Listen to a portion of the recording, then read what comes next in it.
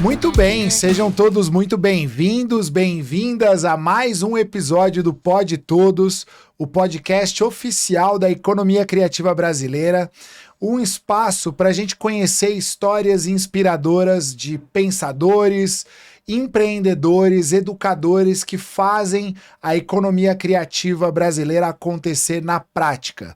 Eu sou o Lucas Foster, sou psicólogo, idealizador do Dia Mundial da Criatividade e também do Prêmio Brasil Criativo.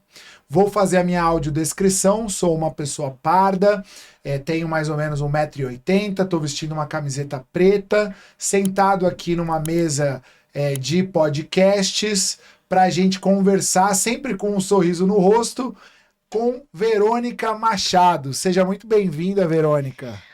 É um prazer, Lucas. Primeiro é um prazer te conhecer, que a criatividade faz parte do meu ser, né? Encontrar com alguém que criou o Dia da Criatividade é incrível, então muito prazer. Muito obrigado por estar aqui. E eu tô muito, muito honrada de estar fazendo parte desse projeto, que é de um cara que eu também gosto muito, Zico Santana. Com certeza. E eu sou fã e sempre gosto de participar de tudo que o Zico faz, porque tudo que ele faz é incrível. É incrível, é incrível.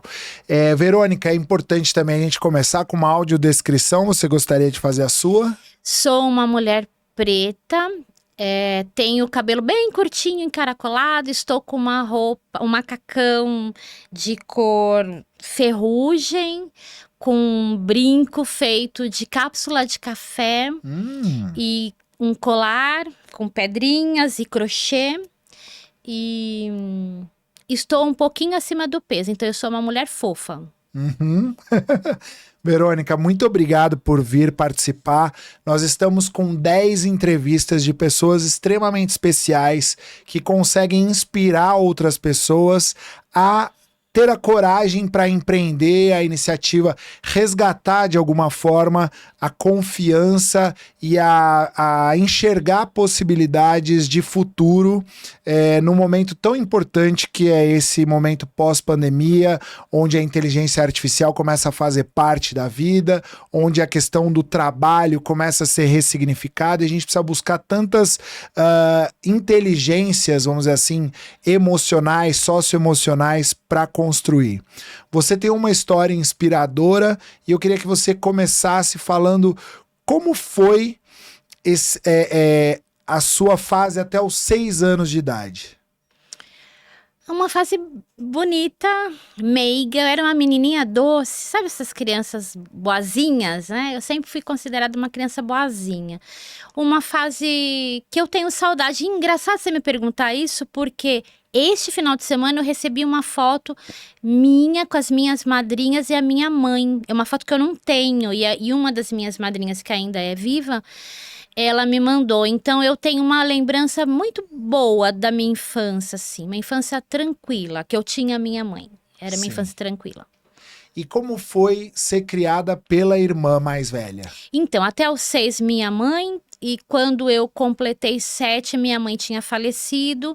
E aí a minha irmã, que é 12 anos mais velha, a Nena, a gente chama ela de Nena, mas ela chama Mauricélia. A Nena Mauricélia. E ela resolveu me assumir porque eu era uma menininha e tava lá com meu pai. Meu pai não tava saudável, né? Meu pai tinha um problema com alcoolismo. E ele me colocou no colégio interno. Então foi um dia muito marcante. Meus 7 anos, eu fui pro colégio interno com 7 anos, no dia do meu aniversário. E não foi um dia bom. Foi desse dia que eu entendi o que era perder minha mãe. E aí foi importante a minha irmã me resgatar, porque 3 anos depois, quando ela fez 21, ela me resgatou e me assumiu, porque naquela época, a gente tá falando da década de 70, né? A mulher com a maioridade só tinha a partir dos 21, então ela precisou esperar ter 21 para me assumir, e aí ela me tirou do colégio interno. Eu digo que ela me salvou. Então você ficou dos 7 aos 10?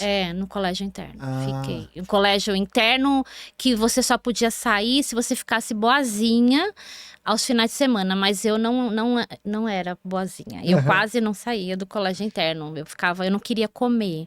Então eu era muito castigada por não gostar de comer verdura. Não gosto, inclusive, até hoje. Então, como é que foi chegar na casa dela?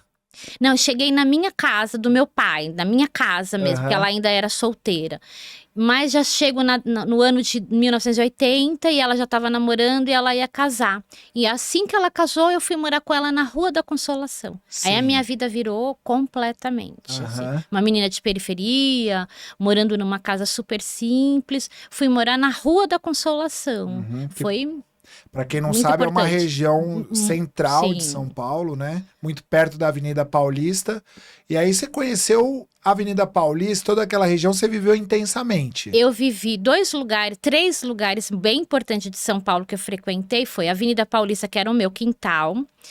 A Praça Roosevelt, que era a minha praça do coração, e a Biblioteca Monteiro Lobato, que era uma biblioteca atrás ali da Santa Casa, porque a minha irmã é técnica de enfermagem, e a minha irmã trabalhava na Santa Casa, e eu ia com ela para ficar na biblioteca ali, perto do Sesc e tal. Então foram lugares que eu transitei, e a biblioteca até hoje é o meu lugar predileto no mundo, assim. Sim. Qualquer biblioteca eu adoro. E você comentou que você visitava muito um orfanato em Interlagos. Mas Interlagos era na zona sul de São Paulo. Você estava na zona norte e no centro. Como que você chegou lá? Eu comecei a ir para esse orfanato já adulta, né? Porque eu tinha uma necessidade de fazer alguma coisa. Porque de adolescente para adulta, eu achei que eu tinha que trabalhar numa grande empresa. Era a minha meta. Como pessoa com deficiência, era muito difícil ter trabalho. Porque a gente tem cota faz pouco tempo, né? É verdade. Mas naquela época não tinha e era o meu sonho de estar numa grande empresa. Então eu batalhei até eu conseguir ir para uma grande empresa. E quando eu cheguei na grande empresa, o que aconteceu? Eu achava que era pouco. Aí faltava alguma coisa.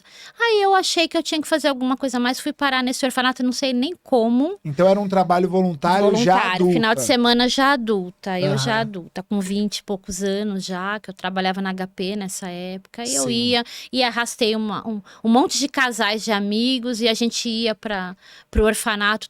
Todo domingo eu ia. Todo domingo? Todo domingo. E quando era feriado, eu trazia uma ou outra criança para ficar comigo na minha casa. E como é que você conseguia arrastar as pessoas para ir com você para lá? Você usou esse termo arrastar, né? Eu acho que engajar fica um termo melhor, né? Eu engajava, falava pra pessoa que era importante ela fazer um pouco mais que reclamar, se ela não queria ir, que era tão legal dar um momento feliz para aquelas crianças. E aí as pessoas iam. Fazer um pouco mais do que reclamar. Você nasceu e teve um problema no nascimento, é uma pessoa com deficiência e viveu a infância e a adolescência com outras crianças. Como foi essa experiência para Verônica? Nossa, esqueci de fazer essa autodescrição, né? Que eu sou uma pessoa com deficiência no membro superior direito, que eu tenho atrofia muscular, então meu membro superior direito não tem nenhuma força. E ser PCD no Brasil é um desafio até hoje. Você imagina na década de 80? Criança tirava sarro, tudo era um problema, eu não conseguia cuidar do meu cabelo sozinha, então eu dependia de algumas pessoas, eu tinha medo de não arrumar namorado, essas coisas que a deficiência vai te trazendo. E você, quando tem qualquer deficiência, né, parece que as pessoas vão te invalidando. E meu pai falava uma coisa que me incomodava muito, que era que eu tinha que ser boazinha, porque já que eu era assim, então eu tinha que ser boazinha. Aí eu era rebelde. Eu falava, eu não vou ser boazinha. Quem quiser que me ature. Mas eu cresci com essa vontade de descortinar o mundo. E eu tento fazer isso até hoje. Eu confesso que há em mim uma menina que descortina o mundo até hoje. Você encontrou durante a adolescência amizades que te encorajavam e te deram mais confiança? Eu tinha uma amiga que eu cresci com ela, a Regiane, a Nani. Ela era a pessoa Tem que a Nena mais... e a Nani. E as duas eram incríveis. Mas a Nani não tá mais entre nós. Ela teve um AVC adulta e a gente se separou momentaneamente. E ela me encorajava a ser uma mulher melhor. Ela era muito mais... Aliás, eu, criança, só tinha amigos mais velhos. Porque as crianças da minha idade, acho que elas eu não gostava de criança da minha idade. Eu achava que elas não me acompanhavam, sabe? E aí eu ia para os mais velhos. E essa Nani me encorajava muito. E aí eu fui conhecendo pessoas incríveis que começaram a acreditar em mim até mais do que eu. E eu tive muitos amigos nessa fase de juventude, depois dos 10, quando eu fui morar na Consolação, muitos amigos. Mas a Nani era minha amiga da freguesia. Sim, então, você ia pra lá... ia pra casa dela, inclusive, quando eu mudei pra Consolação. Eu passava os finais de semana, que eu sou uma menina do baile, né, do baile black. Eu frequentei Clube Homes, frequentei, aqui em São Paulo tem o Palmeiras, que tinha baile, e a Nani me levava, porque ela era mais velha, ela assinava por mim, então eu podia ir em todos os lugares. Essa energia, esse entusiasmo de dizer eu posso, sempre existiu? Não. Começou a existir na minha fase de adolescente para cima. Antes não, antes até uns 12 anos eu era mais... não acreditava muito. E, na verdade, eu passei a acreditar muito em mim mesma com os 30 anos. Até os 30, eu ainda duvidava das minhas competências, se eu poderia fazer o que eu queria mesmo. As pessoas duvidavam de mim, né? Até para arrumar emprego na HP, eu tive um problema. Eu só entrei na HP porque uma gerente, que eu sempre agradeço, a Mônica Rodrigues, fez a entrevista junto, porque a minha líder direta achou que eu não ia dar conta, por causa da deficiência. E a Mônica falou, não, o que ela vai fazer é falar, e ela fala super bem e ela vai dar conta. Que incrível, e aí você a ainda Mônica... tem contato com ela? Tenho, ela é incrível, a Mônica Rodrigues, é uma pessoa que teve um olhar, sabe? Sim. Assim, sem preconceito, sem nada. Então, ó, eu já tinha 20 e poucos anos já, 27 anos quando isso aconteceu.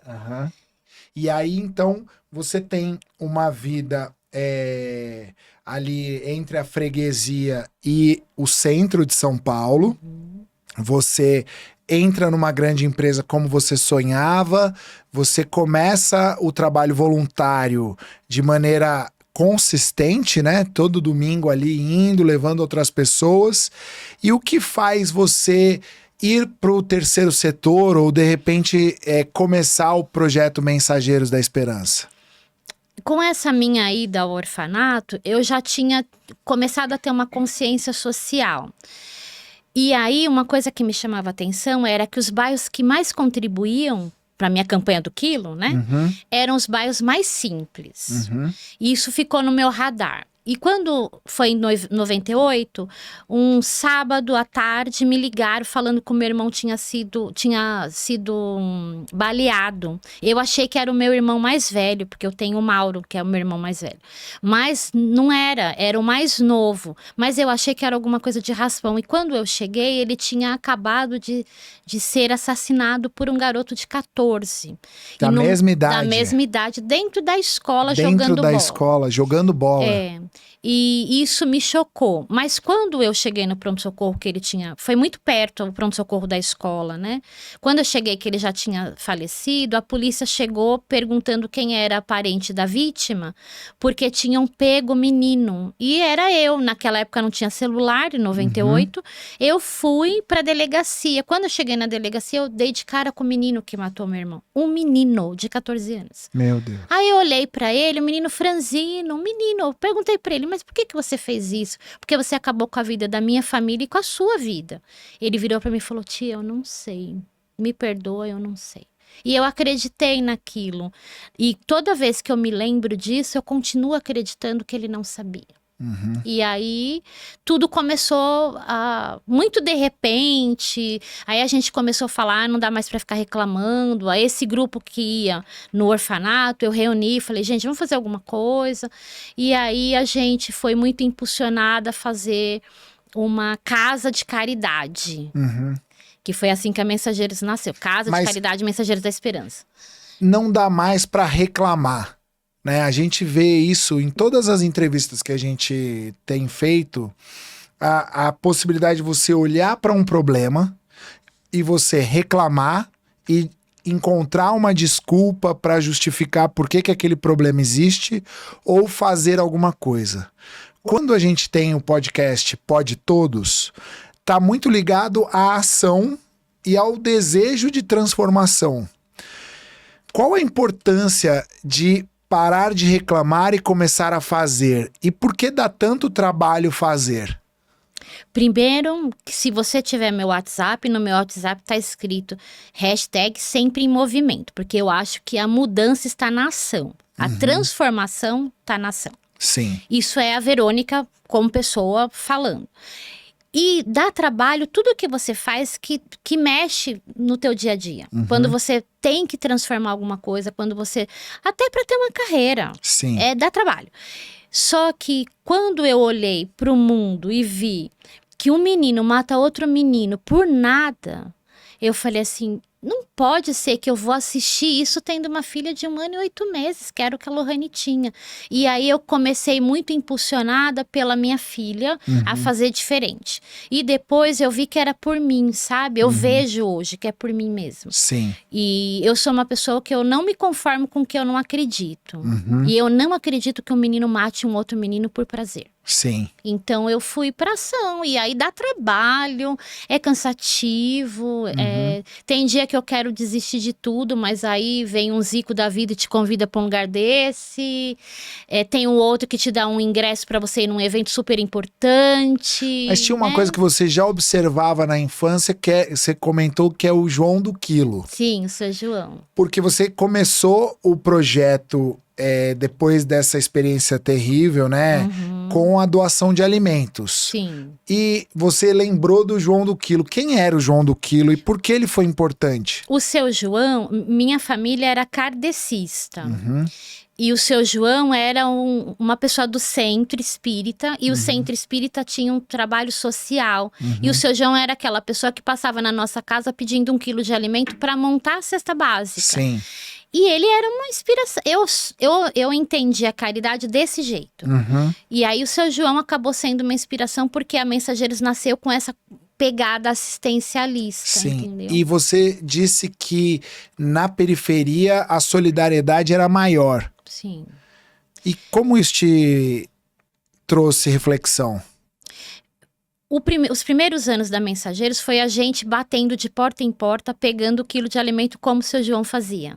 Então esse grupo, nós tínhamos uma camiseta escrito Campanha do Quilo, com o nome da Mensageiros, e a gente batia de porta em porta. Então os bairros mais simples, São Miguel, bairros simples, regiões simples, era o que a gente vinha com que nós íamos em 3 carros, os 3 porta-malas lotados. Aí quando eu resolvia ir numa freguesia da vida, em Moema, as pessoas nem te atendiam. Aí isso foi um estudo para mim. Sim. É como se eu tivesse diagnosticado uma solução, porque a periferia resolve problema na periferia. Sim. E a aí eu periferia entendi. resolve problema na periferia. Aí eu entendi um pouco isso eu fiz isso de 98 a 2002. É como se fosse um laboratório. E foi mesmo, um grande laboratório. E aí, a Mensageiros foi amadurecendo, Sim. né? E você, como empreendedora social, você ficou com o trabalho social e o trabalho na empresa até quando? Até 2009. Até 2009. Eu suspiro assim porque eu bancava meu sonho, né? Eu, com o trabalho na empresa, ganhava razoavelmente bem. E parte do meu salário ia para pagar o aluguel da Mensageiros, para fazer tudo na Mensageiros. Mas eu achava que todo mundo era feliz e eu não. E em 2009, quando chegou a Coca-Cola Company para fazer um projeto, eles queriam fazer um projeto muito bacana de inclusão para jovens e tal. Aí eu falei, gente, se a gente tá atraindo uma instituição desse tamanho, tá na hora de eu ir. Aí eu resolvi ir. Entendi. E foi uma boa decisão?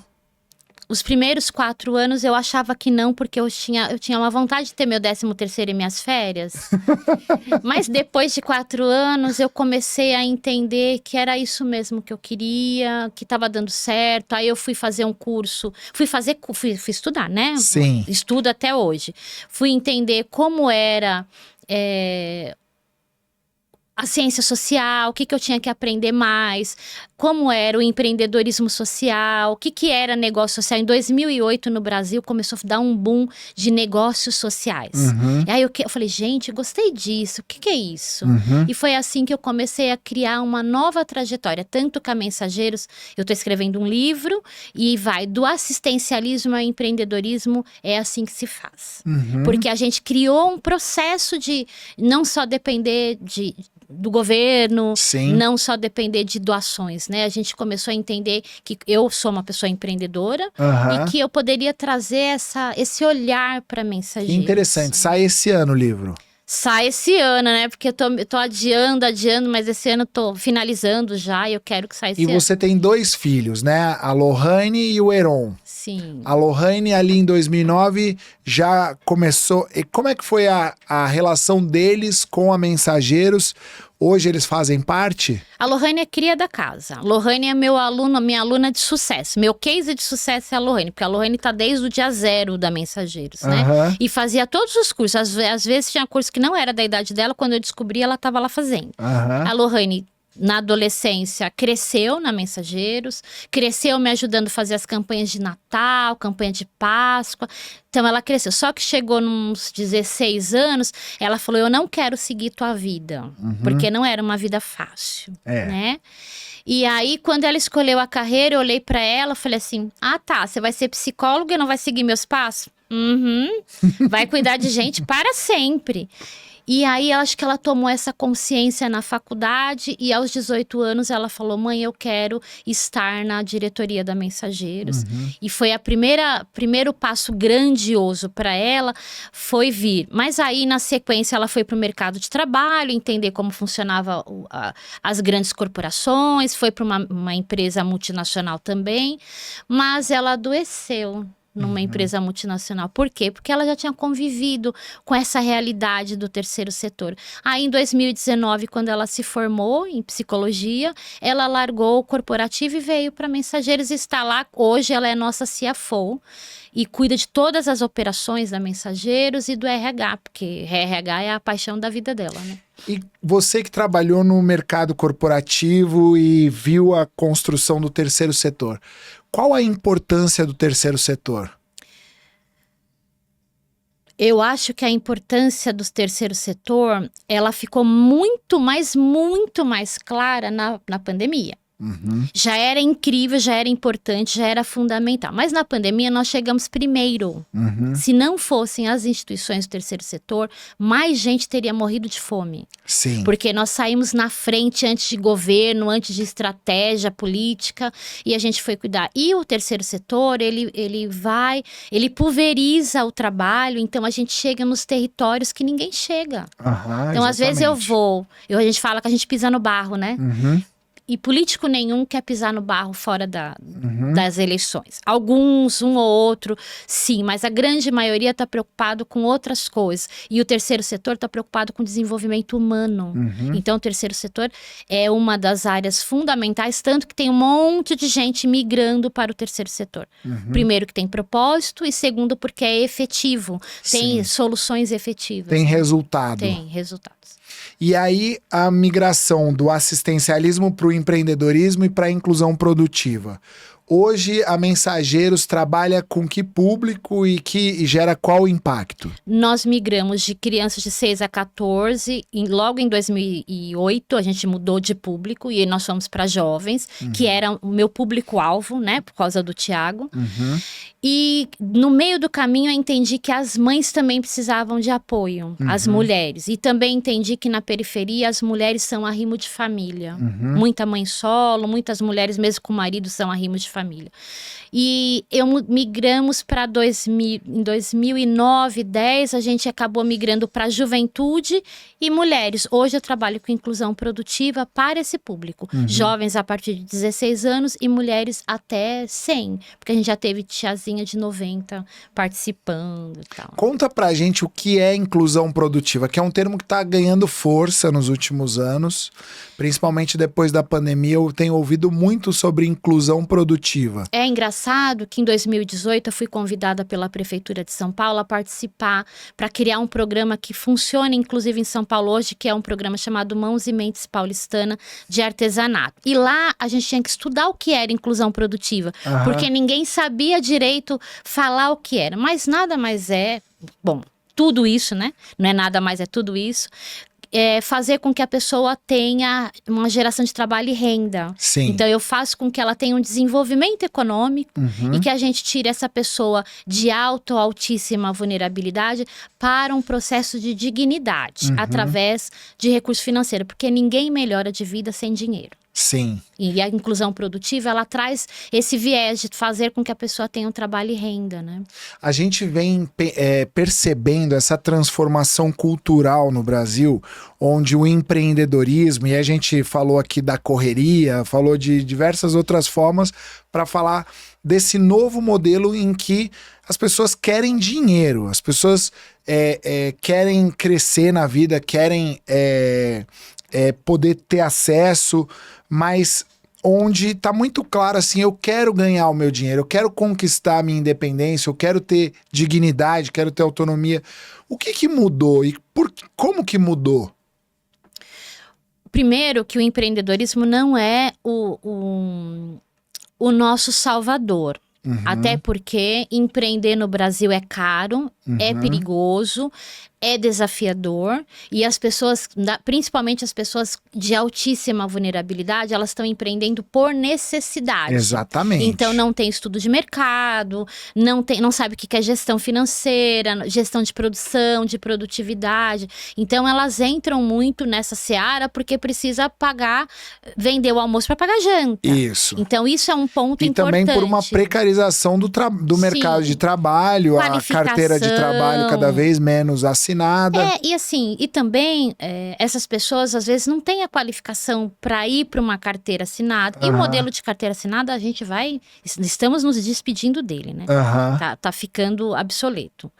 Mas eu acho que o ponto do empreendedorismo importante que eu gostaria de citar é que empreender é para todos desde que você queira, desde que você estude, desde que você aprenda, porque também é um processo de aprendizagem muito grande. Sim. E no Brasil parece que banalizou. É como se o empreendedorismo fosse resolver os problemas de política pública. Exatamente. Não resolve. Não resolve. Então a gente precisa separar o joio do trigo. Empreender, eu sou uma pessoa empreendedora. Sim. Então funciona para mim. Mas a minha irmã não é empreendedora, não funciona para ela. Ela precisava trabalhar, ela é aposentada hoje. Sim. Então a gente precisa entender que para alguns esse é um modelo e que vai ser um modelo rentável, um modelo que a gente vai conseguir, além de sobreviver, vamos conseguir crescer e evoluir, e vai ter outros que não. E uma outra coisa importante que o Brasil também precisa trabalhar, nós estamos há anos-luz, é que não temos para pessoas periféricas dinheiro, não tem apoio, não tem os subsídios ali para começar um negócio, estrutura, o microcrédito é difícil, as pessoas todas elas estão precisando de educação financeira para lidar com o negócio, porque mistura muito dinheiro com o dinheiro do negócio. Então tem que ter essas escolas de qualificação, como o Sebrae faz, como a própria prefeitura faz, como a Mensageiros faz, para que as pessoas consigam, antes de tomar a decisão de empreender, aprender. Perfeito, eu acho ótimo que a gente entrou nesse ponto, porque aí tem um lugar importantíssimo do terceiro setor para acolher essa população. Você na audiodescrição falou do seu brinco, né? Que eu achei maravilhoso. O artesanato é uma das vocações do povo brasileiro, né? É impressionante como manualidades são talentos que o Brasil tem de norte a sul. E vocês trabalham muito com o artesanato, né? Como é que gera renda e como é que tem sido esse trabalho com o artesanato na inclusão produtiva? Quem é o público que produz artesanato em São Paulo? Olha, Lá em 2018, quando eu não sabia responder isso, eu fui fazer levantamentos, né? E a gente fez uma pesquisa com uma porcentagem razoável para entender que esse público é feminino, 50 mais, e que tá pulverizado muito nas periferias, mas não só. E que hoje a gente está percebendo que o jovem tá vindo pro artesanato também. Então, está existindo uma transformação nesse setor, e esse é um setor que gera muito recurso, bilhões, né? A gente não está falando de qualquer coisa. Então é importante ficar claro, gera renda sim. Gera muita renda, mas precisa do quê? De educação empreendedora, porque o artesão, ele é artista. Sim. Então ele precisa entender que ele precisa ter gestão de produção, ele precisa precificar bem, ele precisa ter um bom acabamento. Esse brinco é de cápsula de café, mas você não fala que ele é de cápsula de café. Exato, tem um acabamento fantástico. Acabamento, designer, tudo que é necessário para que a pessoa se capacite e venda mais. E também isso a experiência corporativa trouxe para você. Traz, né? Aquela feeling da qualidade eu trouxe do feeling da qualidade. O que é qualidade? Na verdade, a adequação das expectativas, eu diria, porque adequação das expectativas. Porque o artesanato, se você falar para mim, o teu brinco é lindo, pode ser que alguém descubra que ele é de cápsula, fala assim, ele é só de cápsula, ele não vai valer o que ele vale, porque um brinquinho desse hoje que tá na minha orelha, ele tem que custar R$45. Claro. E se eu tivesse com um colar, que eu não tô um colar combinando, ele teria que custar 80. Sim. E aí, o que é qualidade, né? Então, a gente vai falar de quando alguém tá buscando o artesanato, alguém que vem de fora, um estrangeiro. Ele acha tudo lindo que tem no Brasil. A renda do Brasil é mais linda, o artesanato, porque a gente tem uma diferença entre artesanato e manualidades. O artesanato do Nordeste é incrível, mas quanto é que você paga por um artesanato? Um trabalho de macramê, o macramê tá na moda agora. Quanto é que você gostaria de pagar por um painel? Você pagaria 6 mil, 5 mil reais? Porque se você pagar isso por um quadro, por que você não pagaria por um painel de macramê? Por uma arte. E aí, isso não chega ainda. Então, nós estamos ainda há anos-luz na valorização do artesanato brasileiro. Só que quando você consegue exportar, isso tem valor, porque alguém dá valor. Por exemplo, a Praça da República, que quando eu era criança, meu pai me levava, ela tem a feira mais antiga de São Paulo. Vai lá ver como ela está agora. Ela não é a vitrine do artesanato brasileiro, e poderia ser. Sim. Mas ainda há uma expectativa versus realidade, e também há muito artesanato que precisa ter o contato do designer, olhar para uma utilização mais adequada do material. Então tem muito aprendizado ainda que precisa ser compartilhado, construído em relação à economia criativa do artesanato. Sim, muito, mas nós já estamos caminhando. Hoje você vê o artesanato, a Mensageiros tem um quiosque no Shopping Metrô Tucuruvi L2, em frente das lojas Marisa, que não é nossa patrocinadora ainda. Mas tá lá um quiosque cheio de artesanato de várias técnicas. E vende? Vende. Assim, tem artesã vivendo só daquele quiosque. Que maravilha. E é muito incrível. Mas o artesanato hoje, você consegue andar pela cidade e encontrar lojas colaborativas de artesanato, ir nas feiras. Uma feira que pegou muito é a da Benedito Calixto. Uma feira incrível, bonita. Artesanatos de primeira linha tem ali, né? Vamos falar mais sobre qualidade, né? Porque essa ideia do poder fazer e essa sensação de que eu posso empreender, você tem algumas discussões de aceleradoras, incubadoras, a ideia do Vale da Morte, né? O quanto a falta de conhecimento sobre qualidade acelera a morte de um empreendedor ou de um empreendimento? Isso para tudo, né? Mas para o artesanato especificamente, vamos imaginar que eu traga aqui 2 bolsas. Uma super despojada, bem feita, com acabamento excelente, com cuidado, com as cores, pensando todo ano tem Uma nova... o manual de cores, uma tendência. Então, eu Ah. preciso me atualizar. Começa por aí. Tá. O artesanato precisa estar atualizado. E depois, que qualidade que você tem que dar? O melhor acabamento, o ponto, não é um ponto qualquer do crochê, é o melhor ponto, aquele que é padrão. As pessoas ainda gostam muito dessa, mesmo que tenha muita coisa de desconstrução, você ainda precisa ver uma beleza. Uma beleza. E que também é relativo, né? Que tem a ver com a adequação de expectativas. Isso que eu falo tanto, mas que precisa ser alguma coisa que tem valor agregado. Uhum. Então, você pode pegar uma cápsula de café e misturar com metal, misturar com uma corrente bonita, fazer com que tenha uma junção no designer, nessa expectativa dessa qualidade para ser mais bonita e que tenha um valor agregado. E você encontra essa criatividade? Eu participo a Mensageiros participa de uma feira, que é a maior feira da América Latina de artesanato, que é a Mega Artesanal, e lá você vê o que é beleza no artesanato. Acabamentos incríveis, peças assim, obras de arte. Obras de arte. Isso é muito valorizado. Só que quando você vê um empreendedor que não se considera empreendedor artesanal, você percebe que ele precisa um cuidado com o acabamento nas peças. Sim. E se ele tiver, ele é um artista. Se ele tiver, aquilo vai ter um valor super especial. Então, eu ainda pego pessoas fazendo bolsa de crochê e vendendo, sei lá, R$30. E quando hoje já tem bolsa de crochê sendo vendida a 300. Então, tem um trabalho de preparação até a venda, que não é só a arte. Tem todo um trabalho, vamos dizer assim, de bastidores, de preparação da entrega dessa arte.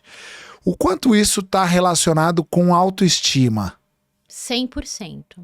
Se eu tenho autoestima, eu consigo buscar além do que me ensinaram.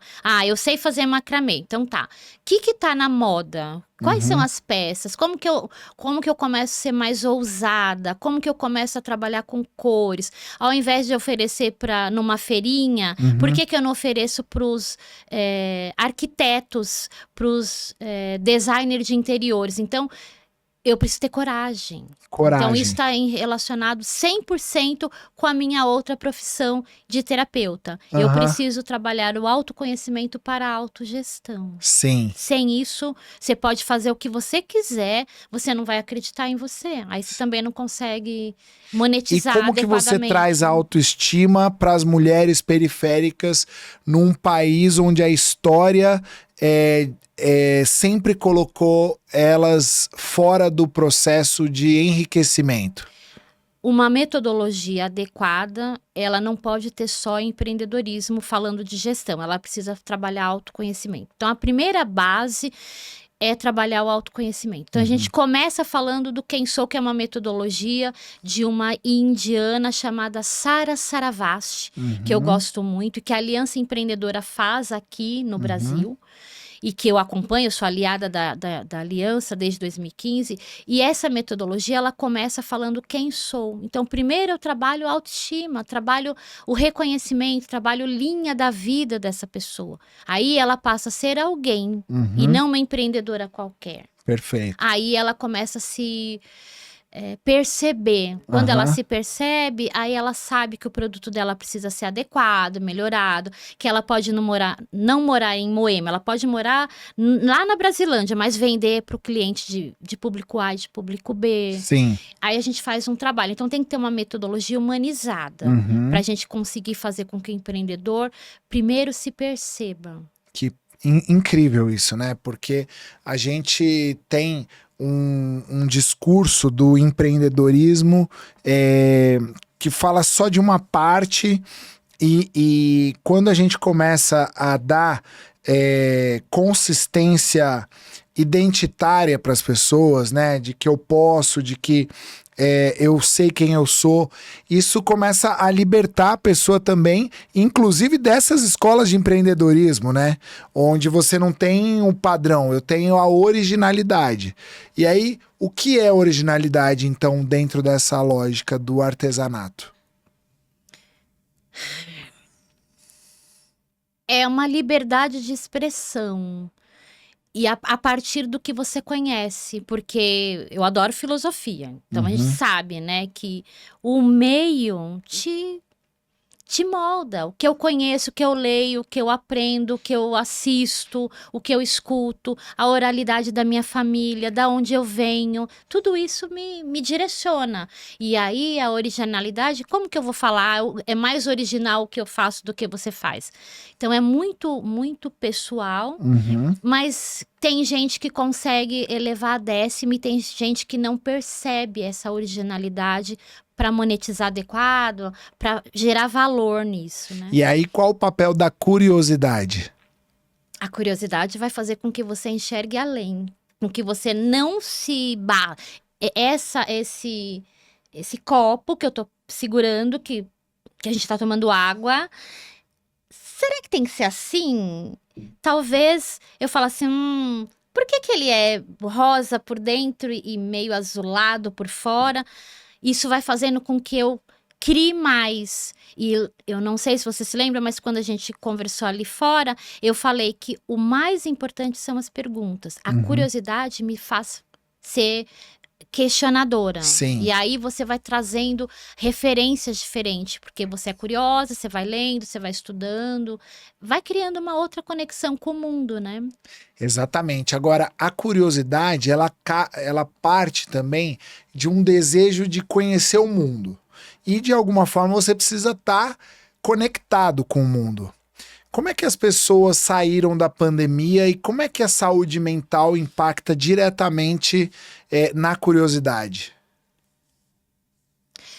A pandemia, ela revelou muitas coisas importantes, né?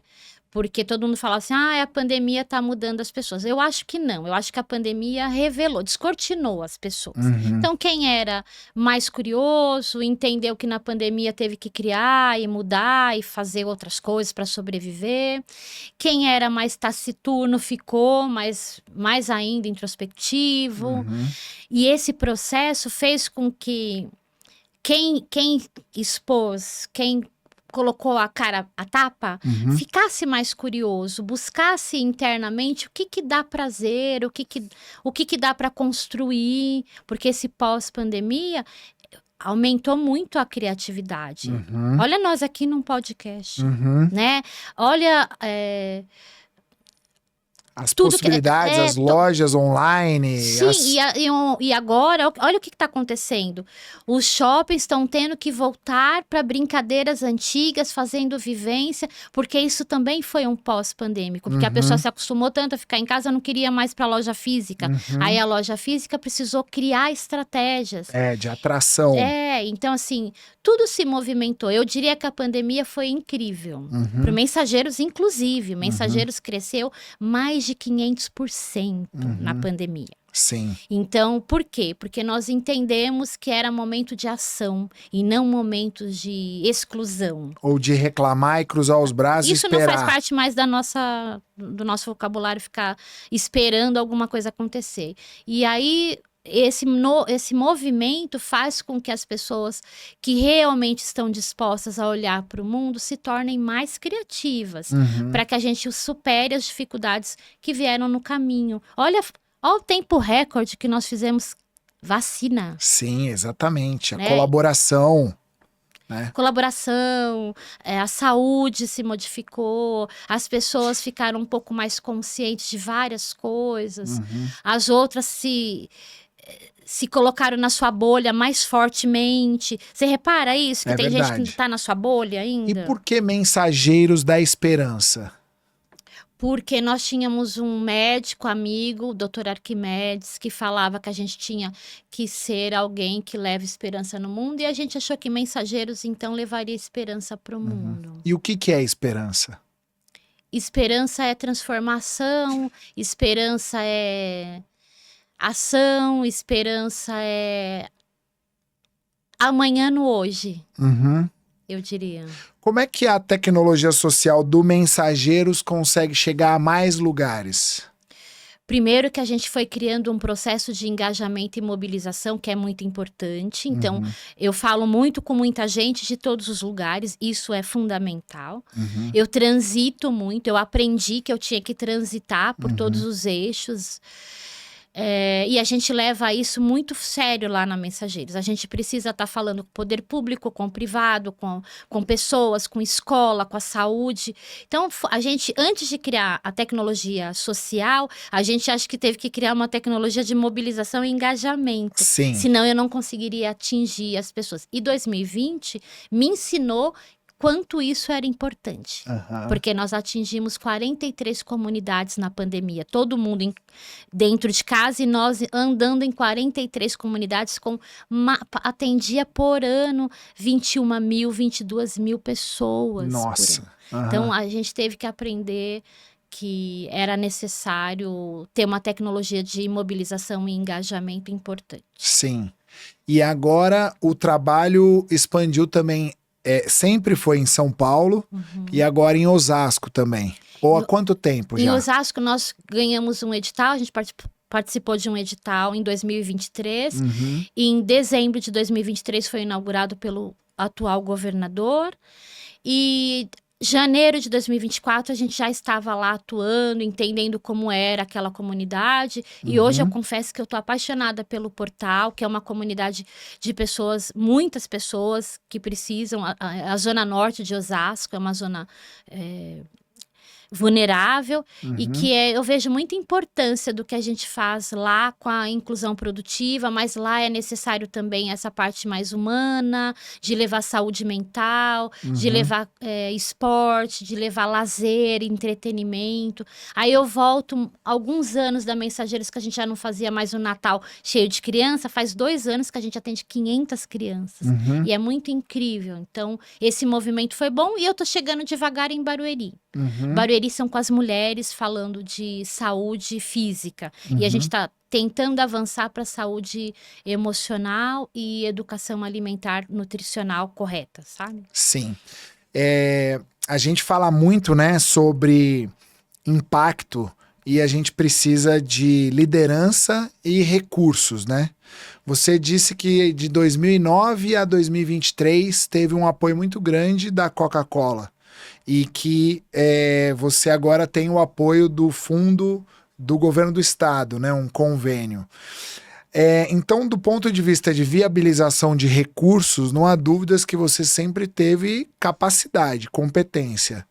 Como é que está a formação de novas lideranças para Mensageiros não ter que depender da Verônica Machado? A Verônica Machado está fazendo uma estratégia um pouco diferente.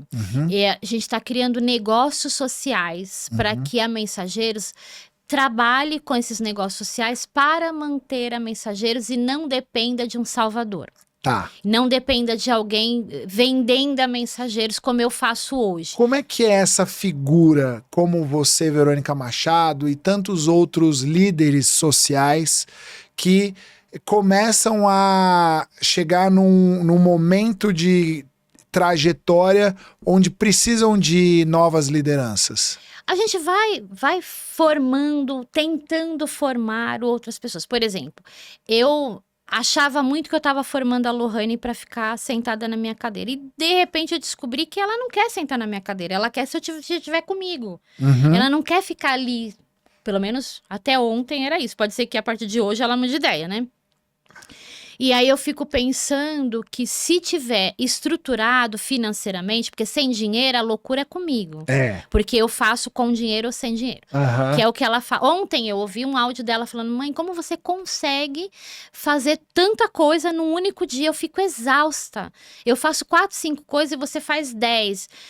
Primeiro que é da minha personalidade viver sob pressão. Eu vim da tecnologia. A tecnologia te obriga a trabalhar rápido.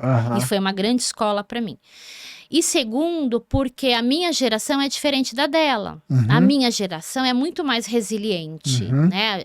A gente pode garantir isso, porque a nossa criação é a criação de que não tinha nada fácil, Uhum. a gente construía. Então, estar trazendo uma liderança para seguir esse modelo, eu acho que só se a Mensageiro estiver estável financeiramente. É o que eu estou trabalhando, para que ela esteja mais estável. Aí, meu querido, administrar com dinheiro, você consegue capacitar umas 5 lideranças para ficar. Por quê? Eu estou trabalhando a minha transição de carreira, sair da Mensageiro. Sabe o que me falaram? Que para fazer o que eu faço hoje, a gente precisa de 4 pessoas para ocupar a minha cadeira. Uhum. Então, eu tenho que ter dinheiro para contratar e a gente ir preparando essas pessoas.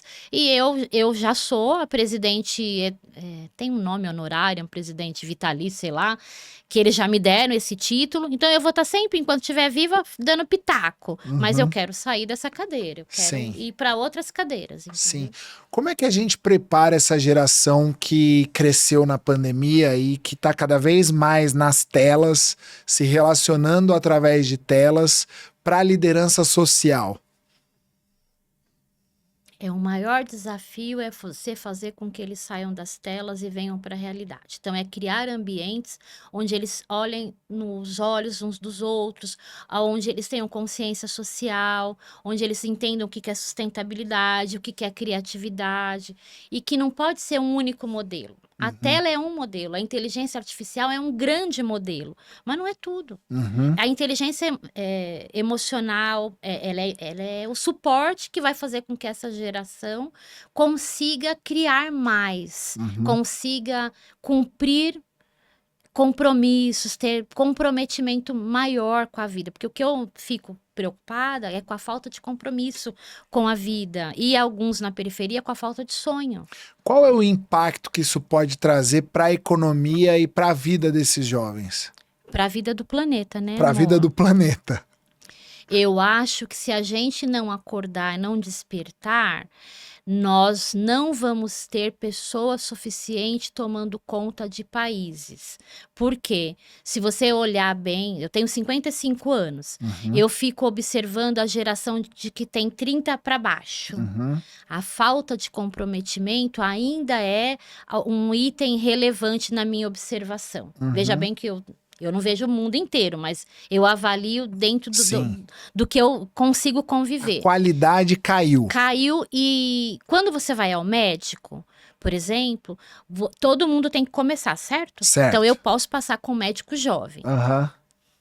Será que eu posso? Eu tô começando a ter dúvida. Sim. Por quê? Porque eles não têm uma coisa que nós temos na nossa... Eu não sei quantos anos você tem, mas na minha geração, depois de 50, nós temos uma coisa chamada macrovisão. A gente tá aqui entendendo todo o processo. Tem algumas pessoas que só entendem sentar e falar, meu Deus, se não tiver um roteiro, como que eu vou responder? Sim. Se eu não tiver uma apresentação passando, como que eu vou falar? Então, eles não estão preparados para as frustrações, não estão preparados com uma visão macro, e aí mesmo a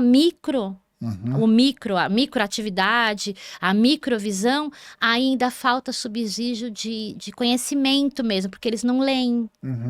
Então, essa falta de capacidade de observar o pequeno, tem muita informação chegando e não saber filtrar, gera aliás, está muito crescente, inclusive o suicídio entre os jovens. Cada vez mais jovens estão se suicidando. Exatamente. E o nosso podcast se chama Pode Todos, que é uma tentativa também de trazer conhecimento, informação, para resgatar essa autoestima e trazer de volta para essa vida real, né?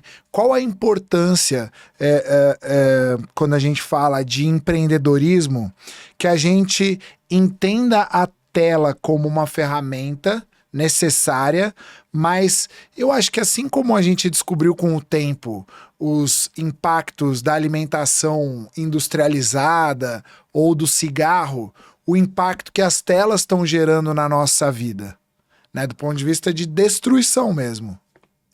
Eu sempre acho que tudo que é demais é vício. E o vício é falta.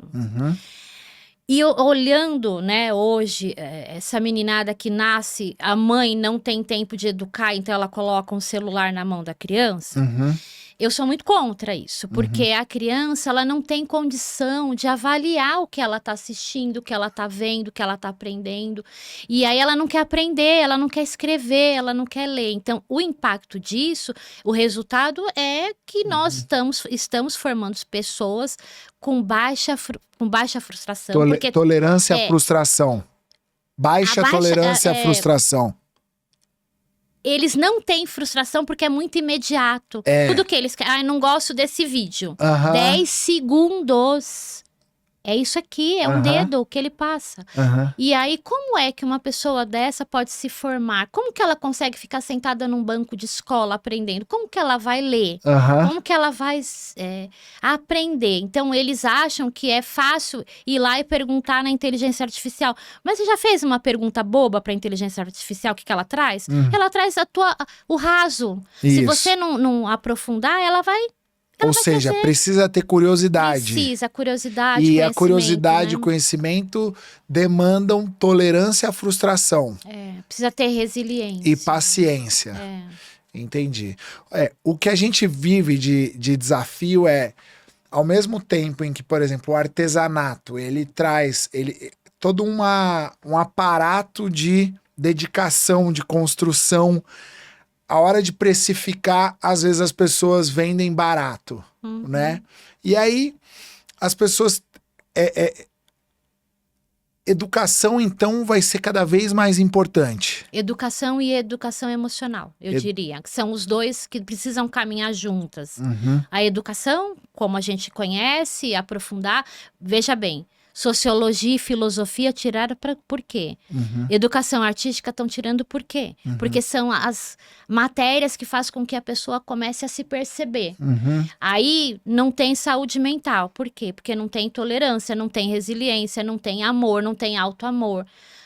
O ser humano vai virar o quê? Então a gente precisa dar 2 passos para trás e o terceiro setor ajuda nesse processo. Sim. Fazendo com que a pessoa se perceba, que a pessoa não tenha só tecnologia como ferramenta única. Sim. Que é tão legal, por exemplo, você jogar xadrez. E aí é interessante o papel do terceiro setor e da comunidade, né? O individualismo versus a comunidade, ou como que a gente pode ter momentos em que a gente respeita a nossa individualidade, mas também momentos em que a gente quer ser parte de uma comunidade. Como construir esse desejo de pertencer a comunidades? O desejo de pertencimento sempre existiu. Agora, a gente precisa só tomar cuidado de como você chega na comunidade, que comunidade é essa e o que essa comunidade vai exigir. Eu tava com o meu filho Heron, tem 17 anos, vai fazer 18. Ele foi na primeira festa na madrugada. Agora que ele entrou na faculdade, né, não tem o que fazer, ele vai pras festas. Eu virei pra ele e falei assim, tenta lembrar que você não precisa fazer parte de nada que você não queira. E se para você pertencer a esse grupo, você, por exemplo, não precisa beber, porque ele não bebe, né? Ele é esportista, ele acha importante não beber. Então eu falei pra ele, será que você tá preparado pra ir pra um lugar onde todo mundo vai estar bebendo e você vai assumir o teu refrigerante?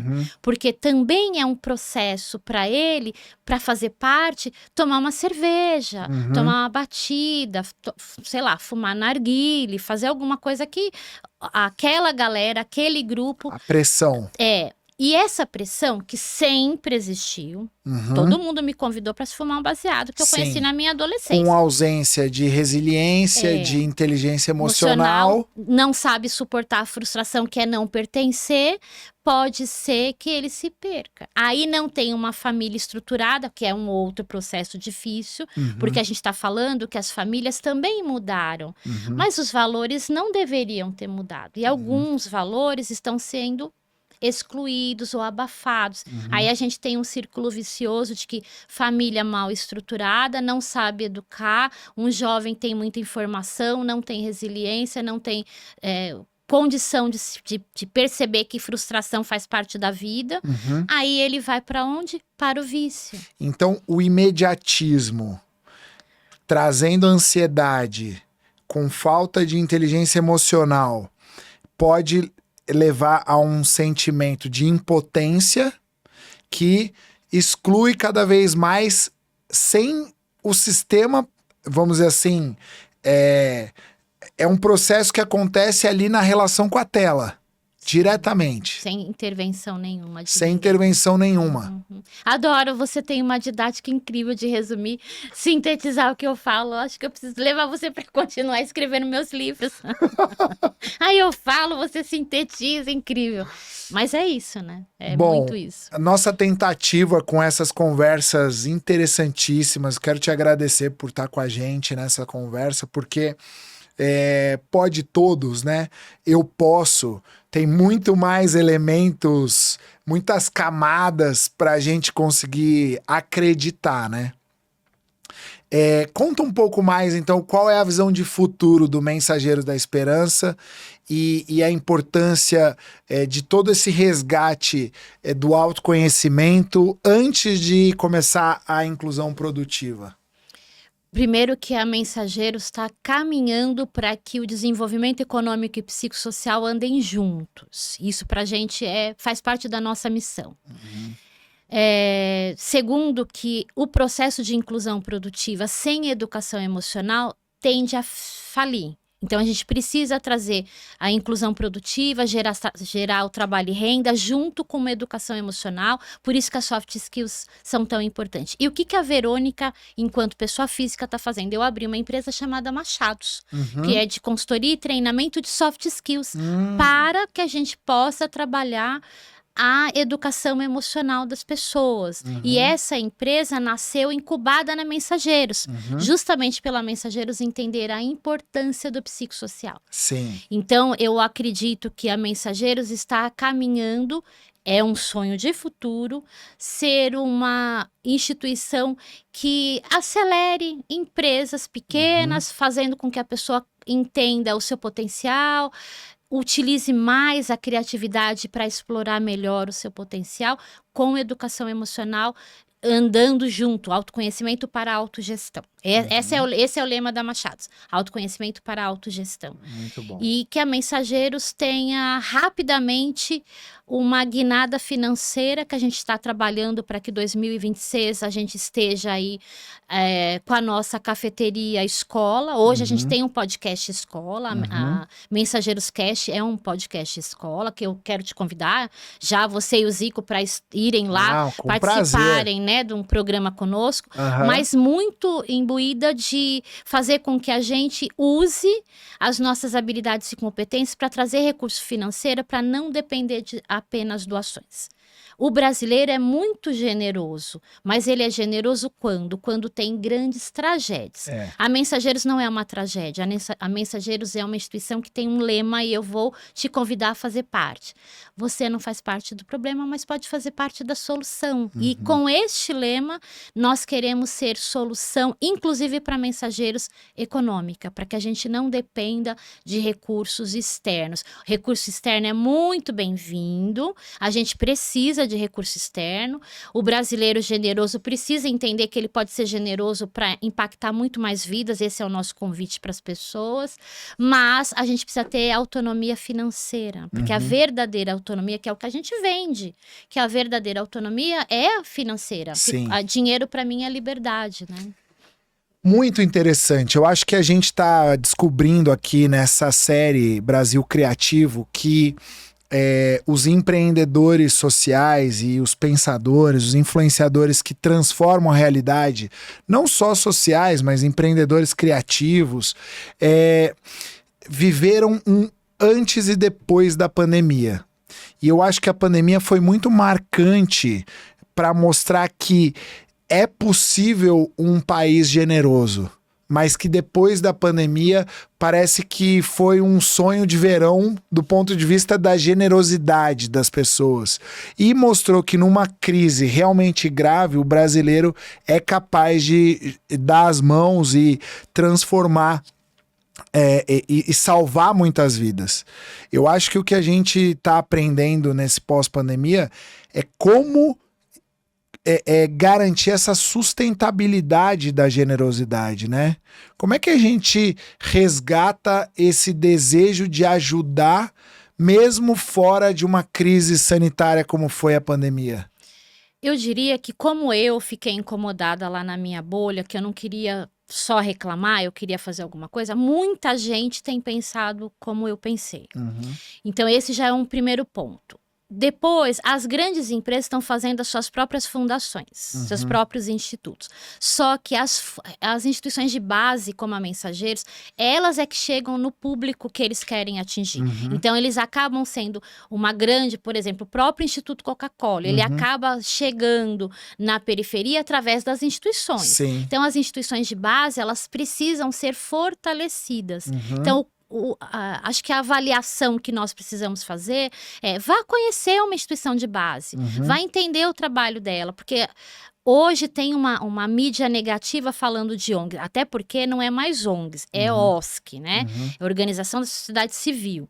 Por quê? Para tirar um pouco essa coisa pejorativa de que eu não quero ajudar uma ONG porque uma ONG lava dinheiro. Eu nunca lavei dinheiro, estou aqui ainda querendo ficar uma rica em transição, porque eu ainda não estou rica.